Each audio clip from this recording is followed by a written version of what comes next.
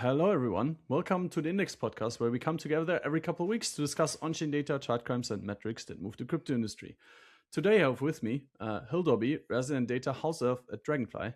Hello, everyone. Danning, chief on-chain sleuth at Pantera Capital. Hi. Ben, the Canton cartographer at Noves.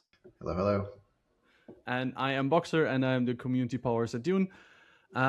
Before we start, nothing we say here should be relied upon as legal, financial, investment, tax, or even life advice.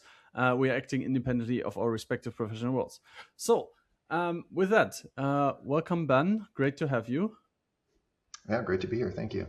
As your title already illustrates, you and your company, or the company you've co-founded, you currently have a big focus on Canton Network, and frankly, Canton has always been a big mystery to me. I just know that there's institutions that are doing stuff on Canton, and Canton has kind of like there's like a private network. It's a network of networks. And I don't know, there's a lot of buzzwords. So today we're talking to, I guess, one of the companies, or a member of one of the companies that is at the forefront of exploring the Canton network, and you guys have all the data, or as much data as you can get. We'll get into this in a little bit, but maybe first, who are you? How did you get here?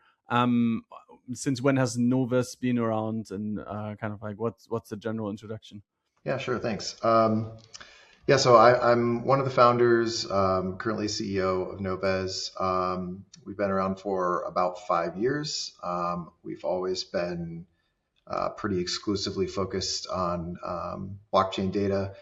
We're currently deployed on something like 110 chains, I think. We basically cover any chain you care about, essentially. But as you said, we're very focused on Canton right now. There's a lot of unique problems that come from the whole privacy angle of things. And Canton is certainly, I mean, there are other players, and we're looking at those other privacy chains as well. And I think that a lot of the problems that are coming up for data in Canton are going to be repeated in all of the other privacy chains for sure. But right now, Canton seems to kind of be out in the front and has a lot of activity. And so that's kind of where we're spending our time and our energy. What's the main activity you're currently trying to do for Canton? Is it like purely data analysis? How can I imagine this, like a Dune for Canton or an Allium for Canton? What are you trying to work on at the moment? Yeah, so we generally serve two different customers inside organizations we work with. That would be ops. So less analytics, but more focused on how do we react to the data? How do we use the data that's coming out in our day-to-day operations in the systems that they're building in their products, or maybe more manually, I guess, data that people are looking at and trying to manage what's happening. And then also finance teams. We've typically been really heavily focused on reporting, on delivering data that's accurate, complete, reconcilable, which is a thing that shockingly in blockchain is sort of ignored. Like the amount of data that doesn't tie out across the ecosystem is pretty crazy. And that's always been a big focus for us, is delivering data that finance teams can put into systems and have them actually back out to the number that they expect to get at the end, versus just kind of having to say, well, it's close enough, And so, we help serve either internal finance teams or, outside vendors like auditors and accounting, tax, that kind of thing. Okay. So that all kind of seems very familiar from an EVM perspective. But now, if we kind of look at the Canton landscape and what are the specific challenges that one might encounter there, maybe you could shed some light on that. Yeah. Well, so maybe we could just take a half step back and just talk really generally about Canton. And like you said, I think a lot of people don't understand much about how Canton works. So the key thing, I think, from a privacy perspective with Canton is that data is not propagated to every node in the network. So data is only propagated to nodes that have a party that participated in a particular transaction. So if you and I are If I'm sending you CBTC, your node will have the record of that transaction, and my node will have the record of that transaction, but other nodes won't even have the data at all, right? And so the central synchronizer network, the global synchronizer network, is essentially responsible for making sure that we each get the copy of the data that we're supposed to have, but they never have the full set of that data, and they don't propagate that data to anybody else. And so that yields a really strong privacy message because the data doesn't even exist on nodes who shouldn't see it. And that also yields some problems for the way that we generally approach data, because everywhere else, you just go fetch all the data from any node that you want. And now you have the full set of data, and you can offer that data to be queried, or you can query it yourself, or whatever you want to do. But in Canton, there's no such thing as just fetching all of the data, because that data doesn't exist anywhere. The full set of data doesn't exist anywhere at all. And so it presents a lot of problems for the model in general of how we've approached data access up to this point in time. I instantly have so many questions. So like, does that mean if you have to use Canton Network, you have to run a node?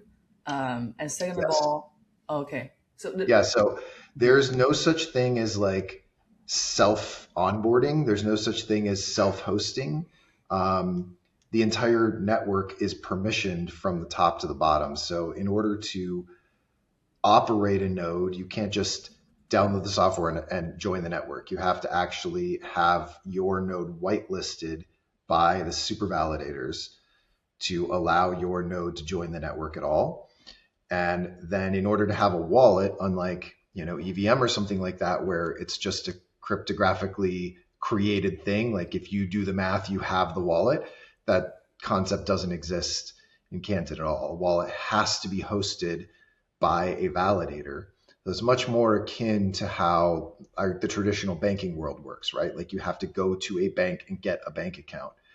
And so at every level of the network, there's some sort of visibility and traceability into who people are, because you can't just have a fully anonymous person joining through a fully anonymous connection, right? Like somewhere along the way, there is a responsible party that owns that thing. I see that makes sense why it's actually compliant in this model. My other question would be like, it makes sense that it's a privacy model where it's like two nodes talking to each other. It's like end to end encrypted. Like you and I know the info, but not the server. But the one traits about blockchain is that multiple validator has a copy of the data, so it's irreversible. So in this case, if your counterparty just like change something in the data set, you have no other witness to say like, wait, that wasn't what happened. So is that a problem or? So a couple things about that. Another like element of this is that code is also not generally distributed. So if I deploy a contract into my validator, and that's it. Nobody else has a copy of the code at all, unlike Ethereum, where you deploy the contract and it's just in every node, right? So if you are going to transact with me, you have to explicitly install my contract, which I have explicitly given you. And in the Canton world, that is probably accompanied by some sort of a signed contract, because it's much more like Rails for operating things that already exist in the normal world than it is like a decentralized sort of like Wild West kind of a thing like you have on a public blockchain. And so chances are we're trusted counterparties with each other already. But also, if it's something like an asset, like if we are exchanging, in my example, if we're exchanging CBTC, the CBTC issuer party would also be part of that transaction because it's their asset. And so you have that witness because they're the owner of the asset in general. And so they would be party to those transactions when we're exchanging that thing. The same thing if we were using some sort of like DEX or something like that, or some sort of like online venue or on-chain venue for exchanging an asset, you and I and the venue would be parties to that transaction, and so you would have that like additional witness there. So is that how you collect the data? You're in touch with those issuers or those running those DEX equivalent, or how do you guys come in and get the data you need? So a lot of the data we don't have is just the answer. The native token CC is public, so everybody has visibility into that. Like it's hard coded underneath to create visibility for everyone. Okay. So the flow of CC through the network, you can retrieve publicly because everybody can see it. And then there's also like a layer of administrative transactions and things like that that you can also see, as well as you can see that private transactions exist without being able to see what actually happened in those transactions. So we index all of that data, everything that's available publicly, we index and offer through our dashboard and then through our APIs. And then for actual validators, our primary product is a private data stack that installs alongside the individual validator and has an indexer, an API layer, and a block explorer that runs fully private to that customer so that it has access to all of their data and gives them the experience that we're all used to on a public chain, but scoped down to their data and able to access all of that. When you say everything's publicly available, is there a single API endpoint or like a node that you can access for everything, or you still have to get connected to all different nodes? Yeah, so the super validators, as part of their responsibilities, run an API that you can use to access public data. But that API is only available via a validator. So you have to be running a validator yourself in order to be able to connect to that API to access that data. So I guess I have a question. Do you have to have a stake to become a Canton validator and like a larger stake to become a super validator? How does that work? Yeah, so for validator, you don't have to stake. You do have to go through, you have to apply for it and go through a process to get approved. Like I said, it's a whitelisting situation. Validators also don't pay any rewards. So having a validator basically means that you're allowed to be on the network. In early days, they had rewards that you earn just for running a validator, but currently that's been wound down. So the only reason to have a validator is if you're actually going to participate on the network. Super validator is a whole different story. So super validators do earn rewards, and those you also have to get approved. It's a much more complicated process, and typically you only get a super validator if you are bringing some kind of significant value to the network. Early days, they would approve people for building out like critical infrastructure, or like the first Oracle, the first whatever would get approved for something. Now it's almost exclusively people that are onboarding major players onto the chain. So like if you're a custody provider, they're not going to grant you a super validator to just like connect. But if you're also going to bring a bunch of people and assets with you, then you might be able to get approved for a super validator. Yeah, maybe I just pulled up the list, and some of the names are like Chainlink, Circle runs one, Fireblocks runs one, Layer 0 runs one, Ledger runs one, Kaiko runs one. So Visa, Wormhole, USDT 0, I guess USDT by, I don't know, why is it USDT 0? That's interesting. I guess it's the bridged version of USDT. Anyways, but yeah, so that's like a very interesting concept. And maybe if we just kind of like go back to the like, I send a transaction and then like whatever, I use the Circle stablecoin on the Canton Network. So Circle needs to be included in the kind of like set of validators that need to confirm the transaction. And then additionally, maybe I'm sending it from my my Ledger hardware wallet. So maybe Ledger is like one participant. And then additionally, I don't know, like I'm sending these from my Fireblocks custodian thing. This actually was a good list of people. So like Fireblocks needs to be included. And then I don't know, I'm sending it to, I don't know, some centralized exchange that has some Canton like deposit addresses or something, if that even exists. BitGo is in here, so I'm sending USDC to BitGo. So like, would that kind of be the correct mental framework that like I literally need to have like, okay, like all of the players that are like part of the chain of custody and transaction execution and issuance and I don't know, execution of the transaction in general, they would all need to be part of this validator set. And then only if I'm reaching them all, or like I guess they can't really go down. Like how does that work? Right. Like how do I think about this? Yeah, they can't be down. They have to be upped in order to confirm that transaction. And Danny, I guess to kind of what you were saying, like every party that has a stake in whether that transaction is true or is executed needs to be confirmed in that party, right? And it's in some ways it's not that different than on a public chain in the sense that like all of those people care if the transaction is executed on Ethereum. It's just that thousands of other people also have to store a copy of it and also have to know about it, even though they don't care at all, right? So here we've just like scoped it down to only the people that actually care about that transaction.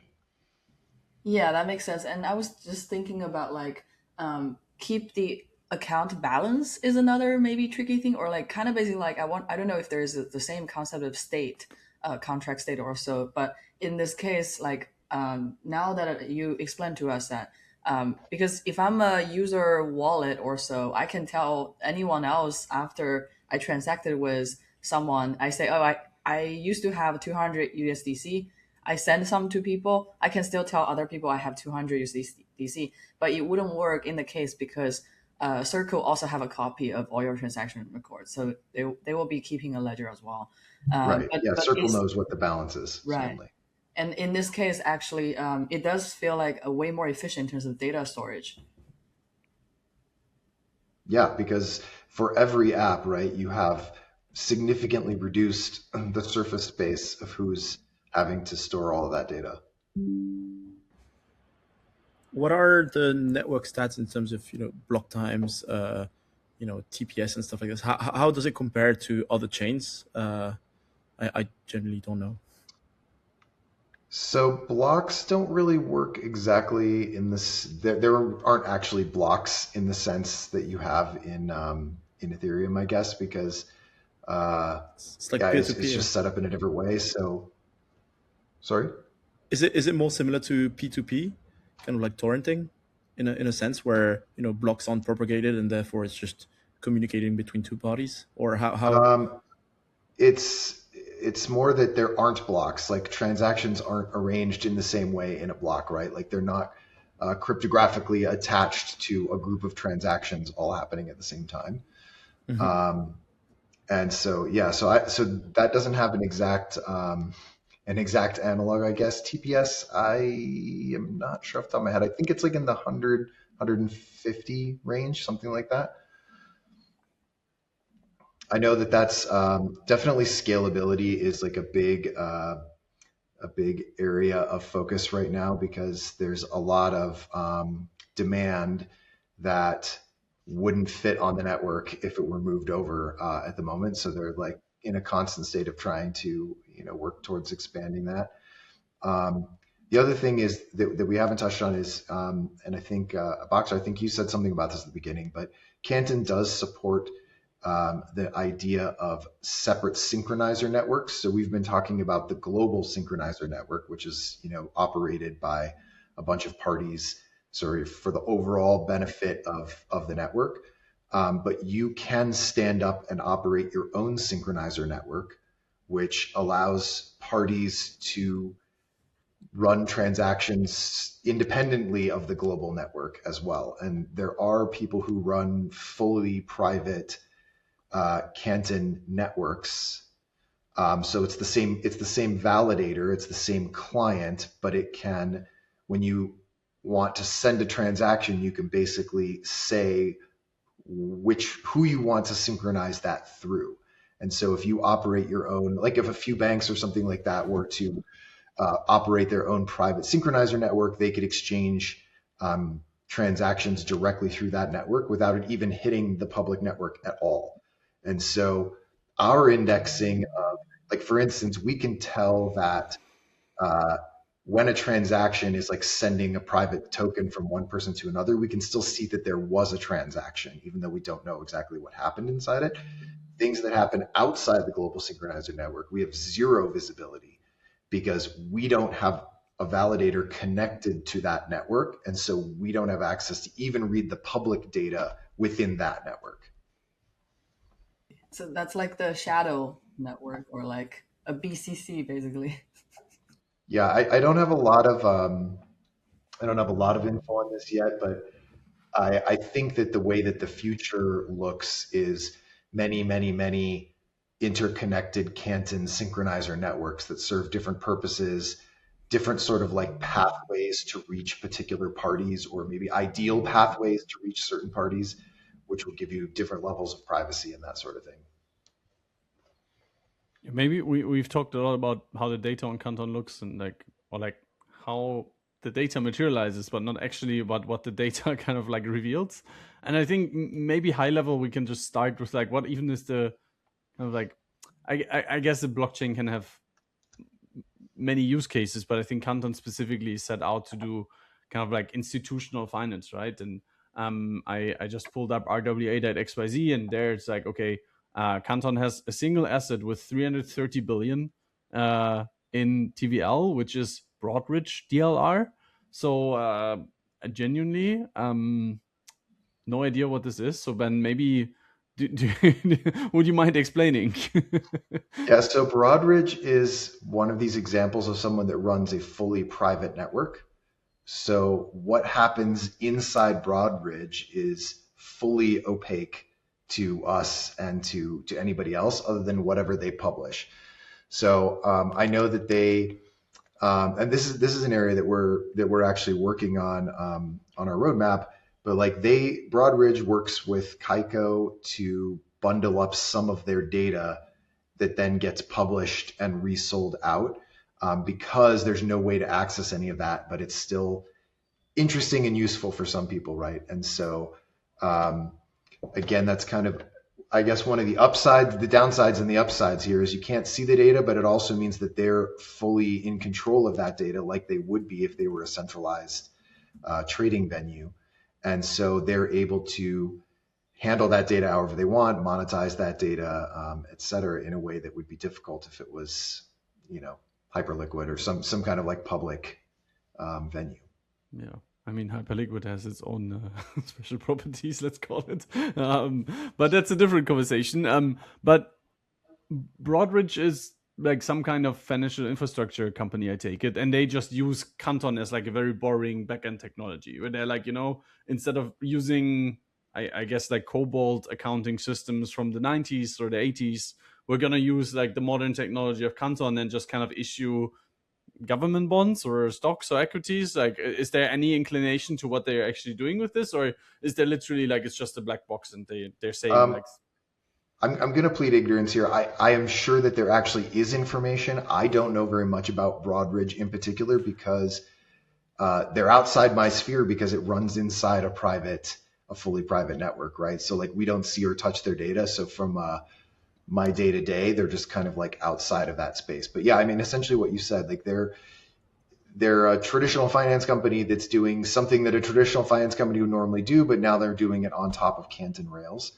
And I think that's what we're seeing a lot of interest and movement towards is like, banks that want to settle USD between them, and they're potentially moving that onto Canton and swapping via, USDC or via some other kind of stable asset that makes it really simple for other people to attach to it, right? So like once you're on a standardized network, you remove a bunch of the technical burden in the sense that it doesn't affect me at all if another bank is going to connect into that system, because we've already set a standardized way, and they're not connecting to me directly. So there's no separate like security process to figure out like how I'm going to connect to that bank and what do we need to manage and what are the concerns, because we're just connecting to the network one time and evaluating that and having that figured out. And then we can add on additional partners to that without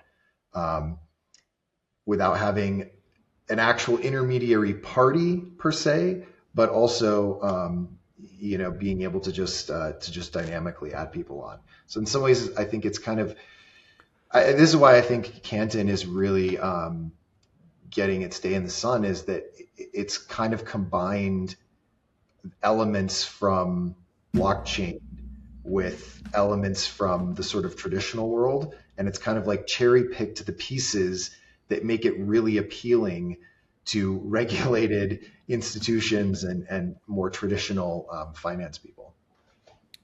I have a twofold question, which is, how much are you able to see? Do you even know how much you're not able to see? And of what you're able to see, what do you see? So the answer to the first question is no. We really have no idea how much we can't see. All right. We have some scope of that in the sense that we can see the public-private transaction breakdown, which right now is almost all, like 90% private transactions on the network. So we know that 90% of what's happening, we don't have full visibility into. But that only includes things that are going through the global synchronizer network, right? So there's a bigger piece of that we don't know what the bigger piece is. We only know that of the ones that happen through the public synchronizers, that 90% of it's private. This really is fascinating stuff. Like coming from the blockchain world, where everything, I mean, we always knew that there's a TradFi world out there that's like completely opaque, and now this is kind of like, this is kind of making transparent, or like it's making obvious how opaque it is, because now we kind of like, we see parts of the transaction, and like you could publish it, but then it's like, oh no, like we're actually not gonna, which is probably for the better. Like I think like the privacy concerns of like, I don't know, everyone just sending stable coins with pseudonymous addresses that take like 5 minutes to debug by the government is a little bit concerning. So, or like by anyone. Very interesting. I think like how I'm starting to think about this. There's like a part of RWAs and like on-chain finance, which is like, it uses like the composability and like all of these interesting properties of the public blockchains. And then there's like a little bit where it's just a boring backend infrastructure to like take care of business and like issue some assets and like have a like internal accounting ledger that actually like evens out and like all of this stuff. And like suddenly for a lot of these companies, I would imagine, and then you must be in contact with some of these folks who are running like a content validator. It's simply a matter of like, what are my transaction costs and like what are the infrastructure costs to host or like to do my business? Is that kind of the take that you're hearing more, or is it also like, okay, like this technology now enables us to do like XYZ new use cases? I think that that latter part of like, we can do all these new amazing things is still kind of out in front. I mean, one of the really kind of strange parts about working in Canton is it feels like we've teleported into the past and we're like sort of rerunning this early playbook, like, because there's so many primitives, so many like basic things about blockchain that have been long solved, on Ethereum, and they don't exist here yet. And so we're kind of like rerunning this thing where we're having to refigure things out, and some things don't work the way that you would expect because you can't just go read values or whatever. And so it feels like very early days, which is strange when we've been working in this space for so long, to also feel like we're way at the very beginning. So I think that we're at a point where it's like a combo of things. There's novel things in the sense they're novel to the TradFi world, and we're like, okay, now we can do this really cool thing, which seem really basic to people who are sort of blockchain native. And I think that really truly novel things are still mostly in front of us. Once we get the groundwork laid and more people onboarded and more people sort of like comfortable with how these things work. I think one of the other pieces, to go back to like why institutions like this, the composability is like permissioned composability. If I don't want you to rehypothecate my asset 62 times and reloop it and like whatever, I can just not let you do that with my asset, which is something you can't do on a public network, which is great. But also, if I have my real estate assets that I'm putting into tokens, maybe I don't want you to be able to do that.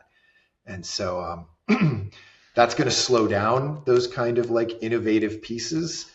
But I think they're also going to maybe ground those. Not that TradFi can't, degen things plenty too, but here I think we'll get the kind of, I think to what you said earlier, I think that bringing some visibility to this and making it where, even though it's private, I think what we're seeing is like, there's going to be an expectation of visibility that's going to come along with this, at least to regulators and to auditors and to that sort of thing.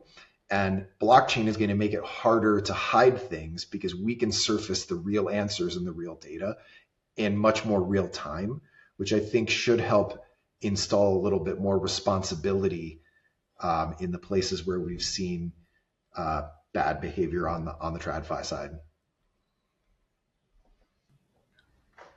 I'm curious, like based on what you've seen of what people publish, and we already know most of it are private, but like this selective disclosure from an institution's standpoint, do they keep everything private, or do they like show like the user address but hide the amount, or they hide the user and info but like show the amount of the transaction, or what are people's preference right now in terms of the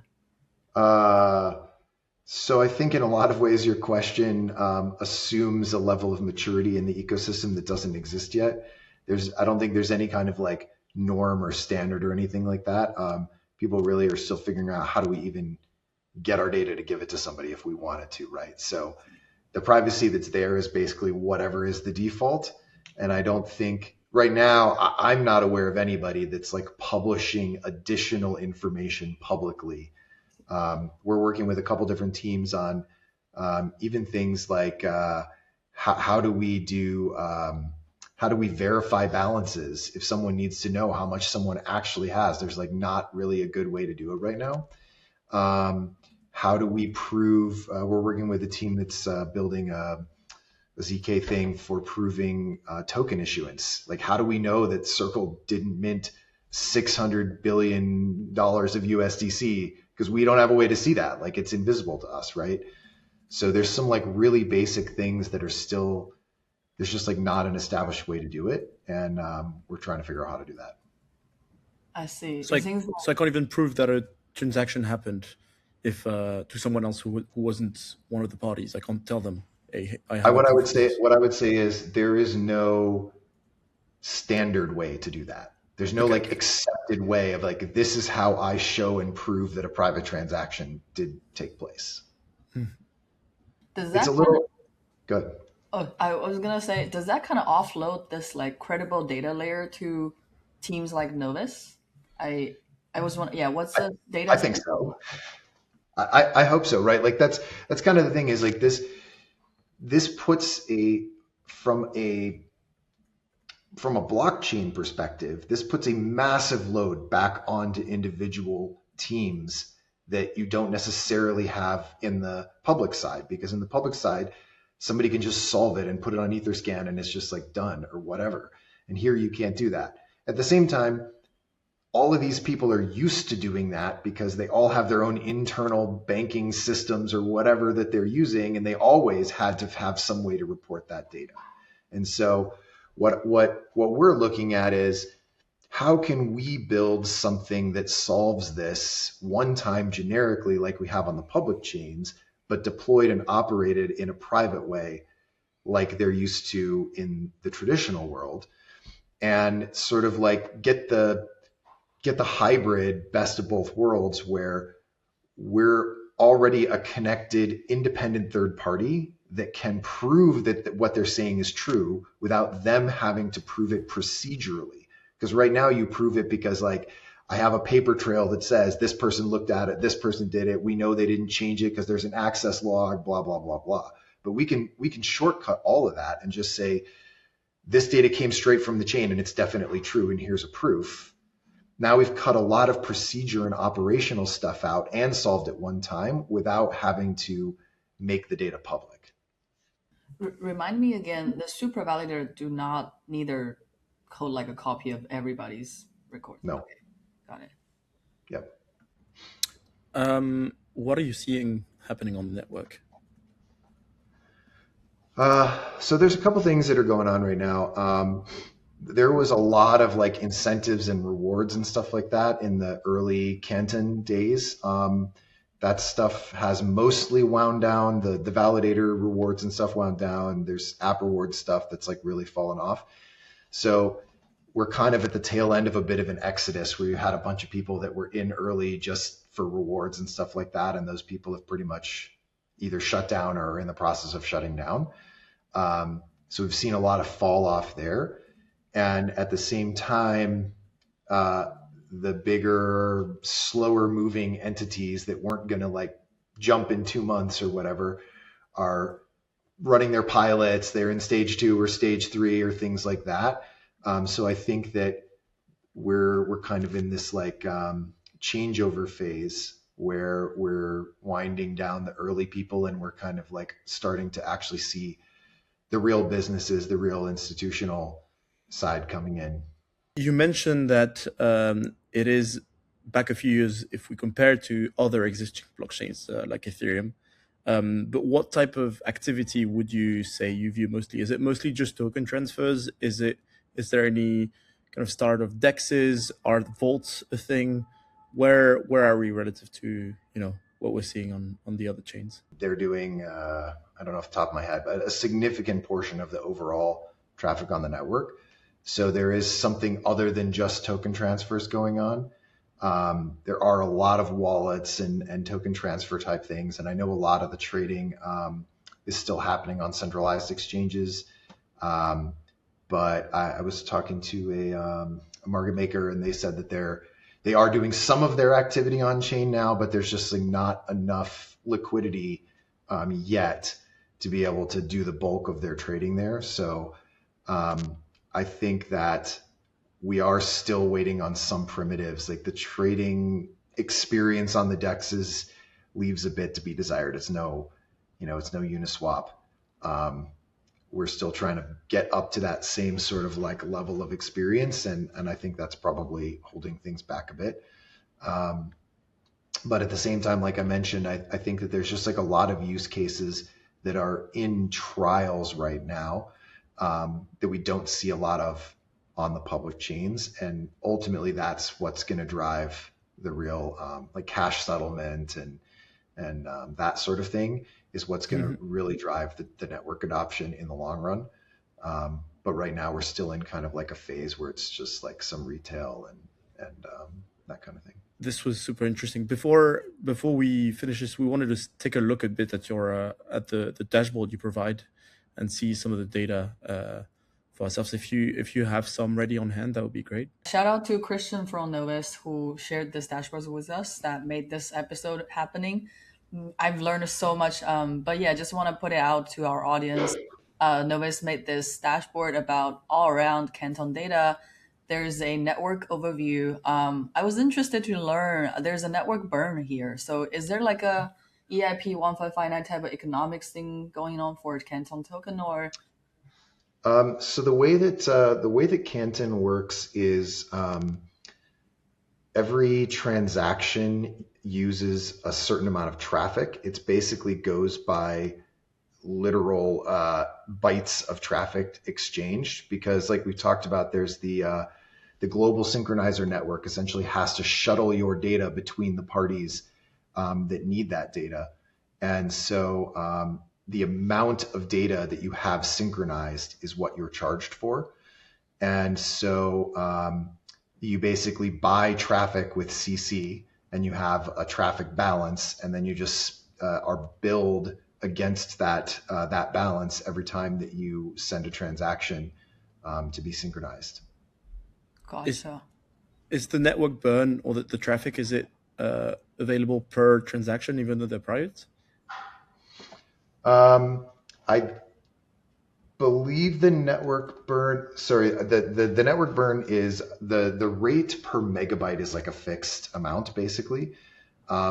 What's used per transaction, I believe, is available now. I don't even know if we have it integrated in the dashboard because they just made that information available. It used to be only available on the individual validator, but I do believe it's visible now. Gotcha. We also seeing some, I guess, validator economics where it shows, there's app rewards, there's earning and rebates. Could you walk us with these like concepts? So app rewards, as in applications running up on Canton gets issuance, or Yeah, so they have what they call featured apps. So if you apply to have your application featured, then you essentially earn basically rebates on the traffic that your application spends, and that's kind of like how they incentivize people to bring applications onto the network. So if you if you're run a wallet or something like that, and you have users that are sending tokens around and they're paying those fees to have those tokens sent, then you're able to get a rebate from the network for the traffic spend underneath there that you can essentially use to offset your costs and that sort of thing.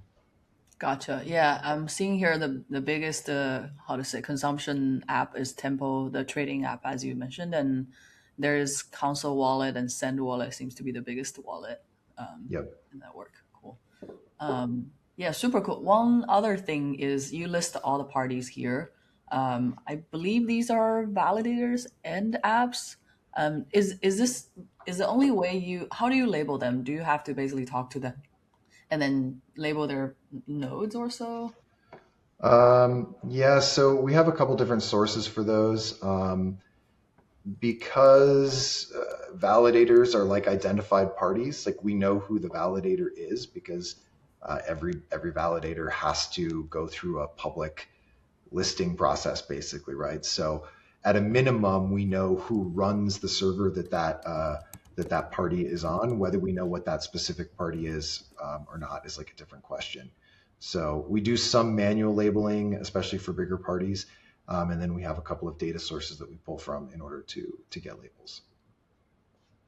Yeah, gotcha. Any other highlight or takeaway that we should pay attention in this dashboard? Anything that's like the main takeaway that you want us to?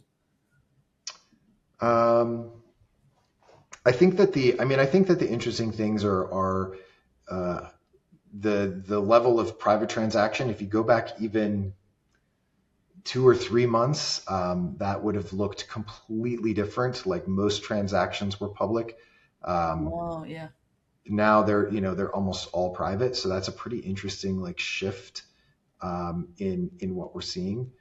And then I know a lot of people use this for the featured app compliance. So once you're approved as a featured app, there's a bunch of like guidelines around how you manage those rewards and that sort of thing. And so we run this dashboard to help provide visibility for the ecosystem into how different parties are interacting with the network and how their relative, I guess, like earnings are compared to where they're supposed to be for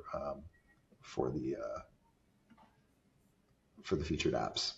I have learned a lot about the Canton Network and the convergence of traditional finance and blockchain technology. I feel like that's kind of where we're ending up with these systems, where it's like, is it a blockchain? Is it just a ledger? Who knows? It's kind of like a hybrid system at this point.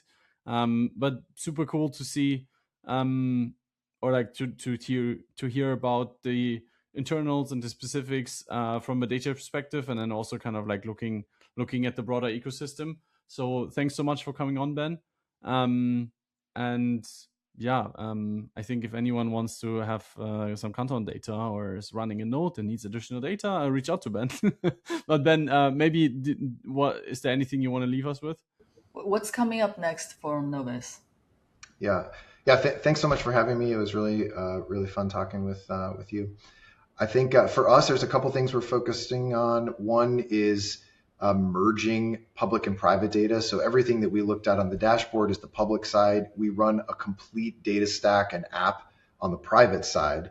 And so we're working on how we integrate the experience of that data for people so they can see both the public and the private together.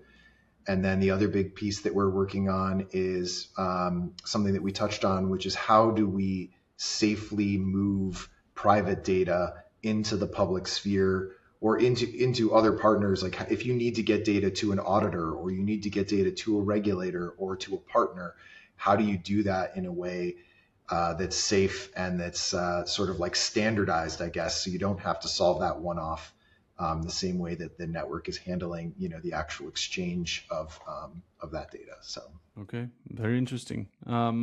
Well, best of luck on your further journey in uncovering Canton data. It seems to be challenging. But yeah, thanks so much for coming on. You've listened to the Index podcast. We will see all of you in 2 weeks. Bye-bye. Crypto day wizards, come join us for the parade. From Bitcoin ETF to Solana main coin trade. Uncovering public secrets in the blockchain shade. Bad chiller, cherry picking liar.